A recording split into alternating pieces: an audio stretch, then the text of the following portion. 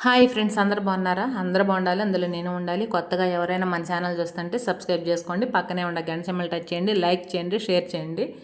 నేను మొన్న పెట్టిన వీడియోకి అయితే కొంతమంది అయితే కామెంట్ చేశారు ఫ్రెండ్స్. ఇన్స్టాగ్రామ్లో చేశారు, యూట్యూబ్ ఛానల్లో కూడా చేశారు.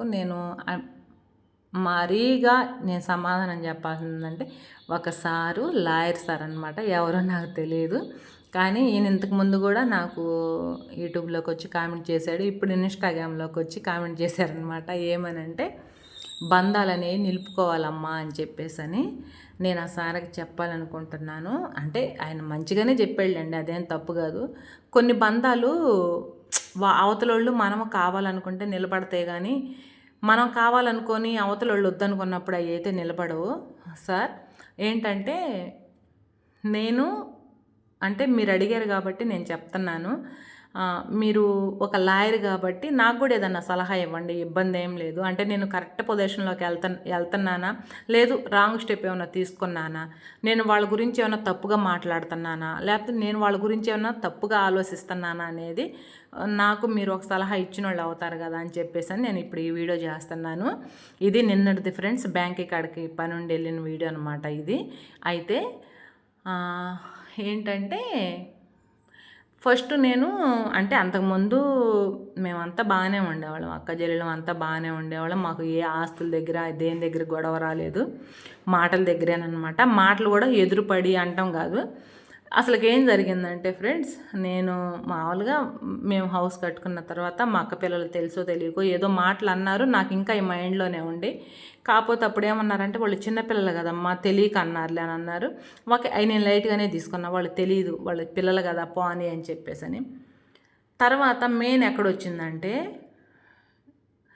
మా అక్క కొడుకు అంటే ఏదో గొడవలో మా పెద్ద అక్క పిల్లలు ఏదో వాళ్ళ తోడుకోళ్ళ దగ్గర ఏదో మొత్తానికి సంథింగ్ ఏదో గొడవలో మామూలుగా ఏదో స్టేషన్లో వ్యవహారం జరుగుతూ ఉంటే అప్పుడు ఆ అమ్మాయి మామూలుగా ఇట్ట జరిగిందమ్మని చెప్పిందనమాట. మా ఇంట్లో అంటే నేను ఆ పేరు తలుచుకోవడం కూడా నాకు ఇష్టం లేదు, అందుకని చెప్తున్నా. అయితే సరే ఏమందంటే అమ్మ అక్కతోటి మాట్లాడతాను ఫోన్ చేసి అంది. మా అక్కోళ్ళ అమ్మ, మీరు గుర్తుపెట్టుకుంది. ఎందుకంటే నేను ఆ మాట పలకటానికి కూడా నాకు అంత మనసు ఇరిగిపోయిందంటే మీరు అర్థం చేసుకోండి. అంటే సరేలే అని చెప్పేసి అక్క మామూలుగా నా ఫోన్ నుంచి నేను ఫోన్ చేసి ఇచ్చాను అనమాట. ఇచ్చినప్పుడు ఏం మాట్లాడాలి, మామూలుగా అమ్మాయి ఎట్ట జరిగింది ఏంది పొజిషన్ అని మాట్లాడాలి. ఏం మాట్లాడిందంటే నా ఇంటి పేరు నిలబెట్టింది నువ్వేనమ్మా, వీళ్ళెవ్వరూ నిలబెట్టలేదు, నీ అంత మంచిది ఇంకాడా లేదమ్మా అంది. ఓకే, అది కూడా మంచిదే, ఎందుకంటే నేను చెప్తున్నా కదా మంచిది కాబట్టి మంచిది అంది. ఓకే, ఇంకా దానికి కామిచ్చి నేను చెప్పుకోలేను. 4 మాటలు ఎగస్ట్రా అంది ఫ్రెండ్స్, 4 10 మాటలు అంది. అది నాకు మనసులో బాగా గుచ్చకపోయి. అంటే వీళ్ళకి నా సొమ్ము అయితే కావాలి, కానీ నేనైతే నా మీద ఈ ఒపీనియన్ ఉందా వీళ్ళకి, ఇన్ని రోజుల నుంచి నాకు తెలియదు ఆ ఒపీనియన్ అనేది. వీళ్ళు బయటపడి చెప్పుకుంటున్నారు. నాకు ఇంకా అది అర్థమైంది. వీళ్ళ మనసులో మన మీద ఈ ఒపీనియన్ ఉంది కాబట్టి మనం వాళ్ళు కావాలి అని చెప్పి మనం రాసుకొని పూసుకోవటం పోవటం కరెక్ట్ కాదు అని చెప్పేసని అప్పుడు బాగా కొద్దిగా నాటకపోయింది. అప్పుడాంచి నేను కొద్ది కట్ చేసుకుంటున్నా. ఇంకా ఇది కావాలా అని చెప్పేసని. రెండోది వచ్చేసి నేను మా అబ్బాయికి యాక్సిడెంట్ అయ్యి హాస్పిటల్లో ఉన్నాము. హాస్పిటల్ నుంచి ఖచ్చితంగా ఒక 20 రోజులకో 17 రోజులకో ఇంటికి వచ్చాము ఫ్రెండ్స్. వచ్చిన తర్వాత మేము ఇంటికి వచ్చిన తర్వాత 4 రోజులు అంటే అంతకుముందు మా చిన్నక్కయ్య కొడుకు వేరే వాళ్ళని ఏదో వాళ్ళు ఏదో వీళ్ళని కొట్టుకుంటున్నారు వీళ్ళు కొట్టుకుంటున్నారని అట్ట గొడవలు జరుగుతున్నాయి, మనకు తెలియదు అది. ఇప్పుడు మా పెద్ద అక్కయ్య కొడుకు మా చిన్న అక్కయ్య వాళ్ళ కొడుకు వీళ్ళందరూ మా అబ్బాయిని చూడటానికి హాస్పిటల్కి వచ్చారు. మా అక్కయ్య వాళ్ళు వచ్చారు, చూశారు, వెళ్ళారు, అంతా అయిపోయింది. నేను ఇంకా హాస్పిటల్ నుంచి ఇంటికి వచ్చాను కదా. ఇంటికి వచ్చిన తర్వాత 4 రోజులు నేను పిల్లోని చూసుకుంటున్నా. పిల్లోడిని చూసుకుంటే ఇప్పుడు పిల్లోడు మంచంలో ఉన్నాడు, ఆ సంగతి వాళ్ళకు కూడా తెలుసు.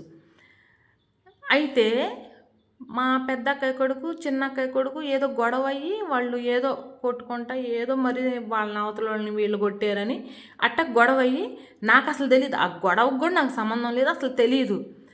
తర్వాత ఏమైందంటే 9-10కి మా అక్కయ్య కొడుకు వచ్చాడు, పెద్ద అక్కయ్య కొడుకు వచ్చాడు. మా చిన్నక్కయ్యని ఎక్కించుకొని వచ్చాడనమాట.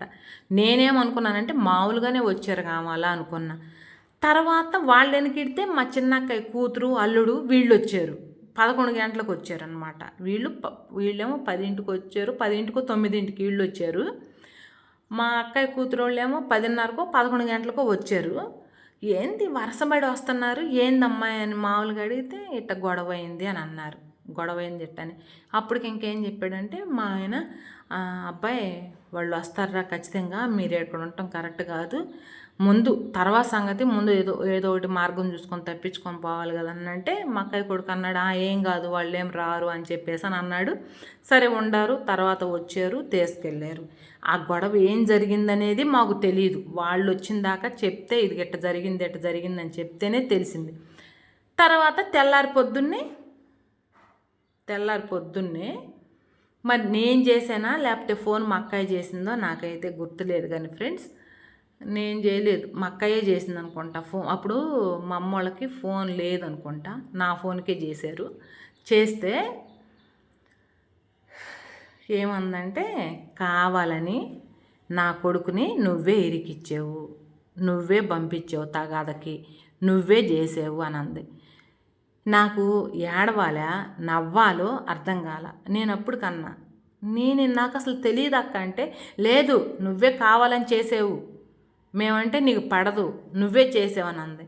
ఒక్కటి ఆలోచించండి ఫ్రెండ్స్, మీరు ఇక్కడ నేను నా బిడ్డని హాస్పిటల్లో పెట్టుకొని హాస్పిటల్ని తీసుకొచ్చిన 4 రోజులకే ఇంకా నా మీద నిందేశారంటే నేను అవతల వాళ్ళని ఇరికిచ్చే అంత ఆలోచనలో నేను ఉండానా? లేను కదా. మంచంలో నా కొడుకుని చూసుకుంటా నేను ఏడుస్తూ ఉంటే నా మీద నిందేశారు. ఇంకిప్పుడు మీరు చెప్పండి, మా అక్కయ్య కొడుకు 2 పిల్లలు పుట్టారు. మొదలే నా మనసులో నా మీద ఇలాంటి ఫీలింగ్ ఉంది అని నాకు ముందుగానే అర్థమైంది. తర్వాత మళ్ళీ ఈ అమ్మాయి ఫోన్ చేసి నా మీద నిందేసింది. ఇంకా వాడికి పిల్లలు పుట్టారు. పుట్టిన తర్వాత చూడటానికి నేను ఏ రకంగా వెళ్ళాలి? అప్పుడు ఒకవేళ సపోజ్ నేను వెళ్ళానే అనుకో, నేను పోయిన తర్వాత ఆ పిల్లలకి ఏదన్నా జ్వరం రావటమో ఏదో ఒకటి జరిగిందనుకో, అప్పుడు ఇదిగో ఇది వచ్చింది అందుకే ఇట్ట జరిగింది నా మనవాళ్ళకనే అమ్మాయి అందనుకో, నేను తల ఎక్కడ పెట్టుకోవాలి?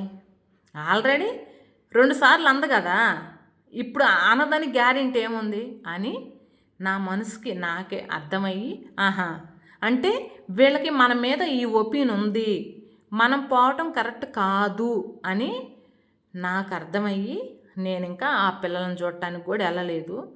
తర్వాత ఏదో నాకు ఆ ఊర్లో క్యాంప్ ఉంటే నేను తర్వాత పోయాను. నాకు ఆడపిల్ల అంటే ఇష్టం కాబట్టి చూసి వచ్చాను, అది ఒక లెక్క. తర్వాత ఇంకంతే, ఇంకప్పుడాంచి నేను వాళ్ళని బలకరేయట్లేదు, వాళ్ళు నన్ను బలకరేయట్లేదు. ఇంకా మా ఇంట్లో ఏదో ఫంక్షన్ ఉంటే ఆ ఫంక్షన్కి అయితే నేను మా అక్కయ్య అందరికి ఫోన్లు చేసి చెప్పాను. ఇప్పుడు నాకు వాళ్ళ మీద మంచి ఒపీనియన్ ఉంది, కానీ నా మీద వాళ్ళకి మంచి ఒపీనియన్ లేదు. అలాంటప్పుడు ఇప్పుడు నా మీద వాళ్ళకి మంచి ఒపీనియన్ లేదు కాబట్టి నేను వాళ్ళ ఇంటికి వెళ్ళకూడదు. నాకు వాళ్ళ మీద నాకు మంచి ఒపీనియన్ ఉంది కాబట్టి వాళ్ళు రావచ్చు నా ఇంటికి, నేనేం అట్ట అనుకోవట్లేదు కదా. అది కాబట్టి అందుకనే సార్ నేనైతే దూరంగా వాళ్ళని పెట్టింది అంతే.